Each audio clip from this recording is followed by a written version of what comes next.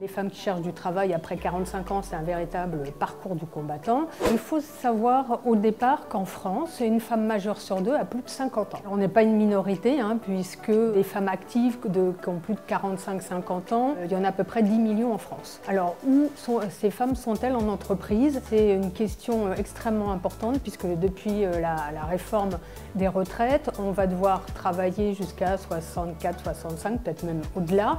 Et ces femmes en entreprise ont toujours du mal à trouver leur place et en tout cas à continuer à être promues et à avoir une activité qui corresponde réellement à ce qu'on peut attendre d'une femme d'expérience. Qu'est-ce qu'on fait par rapport à cette insatisfaction, puisque les femmes qui cherchent du travail après 45 ans, c'est un véritable parcours du combattant? Eh bien, soit elles quittent les entreprises, soit elles se reconvertissent, mais en tout cas, ce n'est pas un phénomène anodin, puisqu'il y avait un rapport d'une commission parlementaire en Grande-Bretagne qui estimait qu'il y avait environ les ressources d'1 million de femmes de plus de 50 ans qui étaient gâchées ou perdues pour les entreprises. Qu'est-ce qu'on va faire de ces femmes? Eh bien, il faut absolument les former et reconnaître leurs valeurs professionnelles. On sait que globalement, les femmes avaient tendance, quand elles vieillissaient, mais les hommes aussi, mais les femmes sont moins promues et moins formées, parce que pendant très longtemps, on a estimé que former ou faire suivre des ateliers à des femmes qui avaient 50 ans, c'était une perte de temps puisqu'elles allaient bientôt quitter l'entreprise. Mais ça, c'est une vision, je dirais, du siècle passé, puisque aujourd'hui, quand on a 50 ans, il va rester grosso modo une quinzaine d'années à travailler, et donc il faut mettre un effort sur les formations et pouvoir les faire monter en compétences vers les objectifs qu'elles-mêmes se sont fixés. En fait, pour ça, il ne s'agit pas seulement de former les femmes, il faut aussi que les attentes des entreprises, qui sont extrêmement normées, on est quand même encore sur des schémas de performance égale productivité égale jeunesse.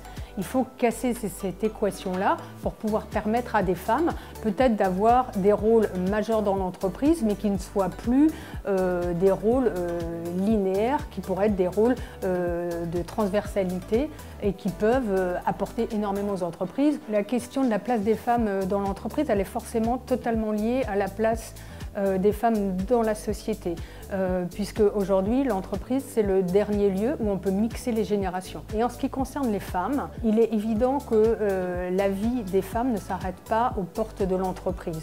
Et la vie des femmes est gouvernée par un certain nombre de paliers. On voit que petit à petit les questions qu'on pensait relever de l'intime, on peut définir par les 3 grands M de la vie des femmes au sein des entreprises. Il y a la période des menstruations, et ça on voit que ça commence à rentrer puisqu'il y a des projets de congés menstruels pour les jeunes femmes.